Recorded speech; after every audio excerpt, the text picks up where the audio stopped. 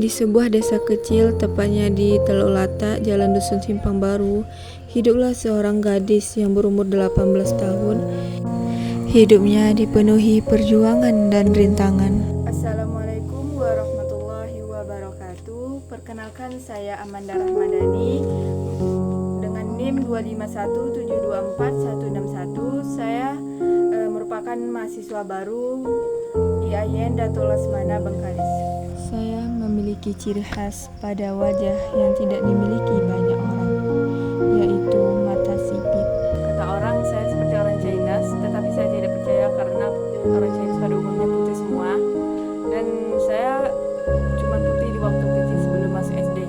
Sesudah masuk SD sampai SMA, itu kulit saya gelap, makanya selalu dikucilin karena tidak seperti orang Chinese pada umumnya. Saya lahir dan tumbuh tanpa sosok ayah saat masih dalam kandungan 3 bulan. Ayahku pergi meninggalkan ibuku yang tidak tahu kenapa. Dan saya tinggal di rumah nenek yang selalu menyayangi saya dan merawat saya hingga sebesar ini. Sekarang saya sedih. Banyak sekali orang bertanya, kemana ayahnya, kemana ayahnya. Sampai-sampai pada akhirnya saya menjawab kalau ayahku itu tidak ada, padahal tidak tahu kabarnya. Terkadang kalau dipikirkan, coba saja kalau ada ayah, mungkin ibuku tidak akan merantau. Pasti ekonomi kami stabil.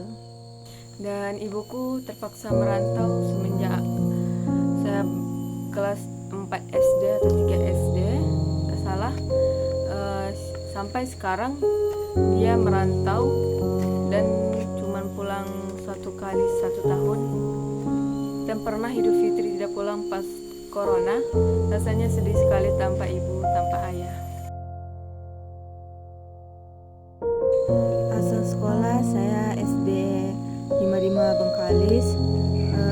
SMP-nya saya SMP Negeri 7 Bengkalis dan SMA-nya SMA Negeri 4 Bengkalis. Saya mempunyai prestasi yaitu di dalam kelas selalu mendapatkan juara itu semenjak kelas 3 SD sampai kelas 6 SD. Saat SMP itu persaingannya sangat ketat, saya tidak bisa menyainginya dan akhirnya keluar dari 3 tapi tidak keluar dari 10. Dan saya belajar dengan giat lagi pada masuk sekolah menengah atas.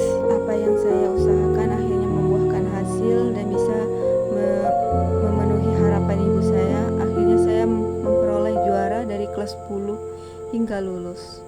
Saya juga merupakan siswa yang aktif ikut organisasi dari marching band, Zapin. Di mana pengumuman kuliah sudah tiba, di situ saya berpikir apakah saya bisa seperti mereka. Ternyata ibuku sangat ingin saya menjadi sarjana seperti mereka. Ibuku bilang, ibu tidak ingin kamu menjadi seperti ibu. Ibu ingin kamu menjadi wanita yang sukses, mempunyai masa depan yang indah dan pekerjaan yang layak.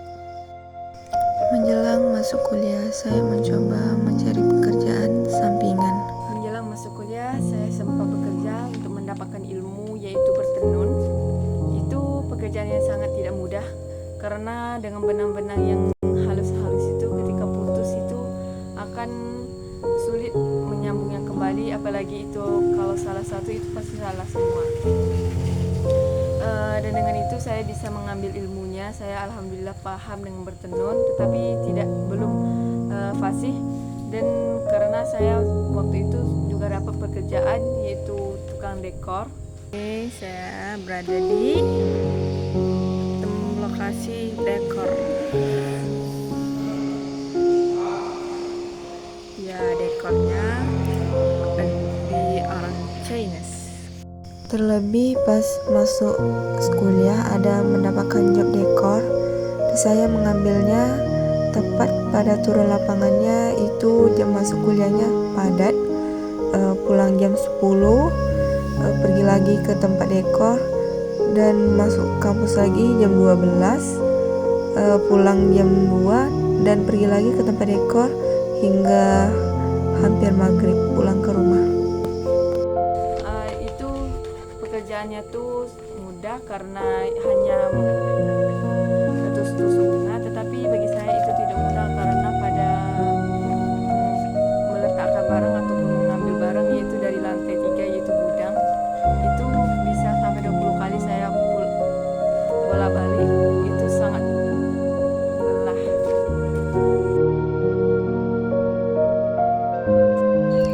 Saat pulang kuliah dan selesai makan, saya pergi ke belakang untuk mengambil air dari perigi. Bukan perigi, lebih tepatnya kolam, dan saya mencucinya pada malam hari agar besoknya saya tidak terburu-buru pergi ke kampus.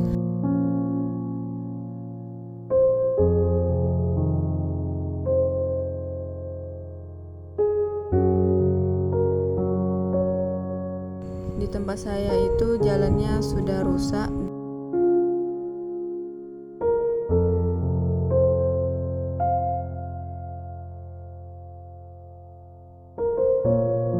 Sangat beruntung saya bisa kuliah seperti mereka, dan saya sangat bangga kepada ibu saya setelah membiayai saya dari kecil hingga sekarang.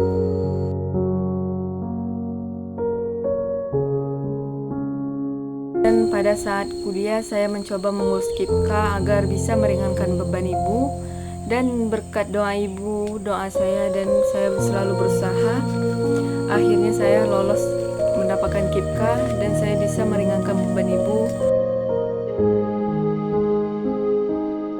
Terima kasih untuk semua, terutama ibu tercinta yang telah mengorbankan dirinya untuk masa depan anaknya, dan nenek yang telah merawat saya dari kecil, dan keluarga yang telah mendukung saya, serta teman-teman dan orang-orang sekitar yang berbuat kebaikan kepada saya. Terima kasih untuk semua. Semoga apa yang diberikan menjadi pahala dari dunia dan akhirat.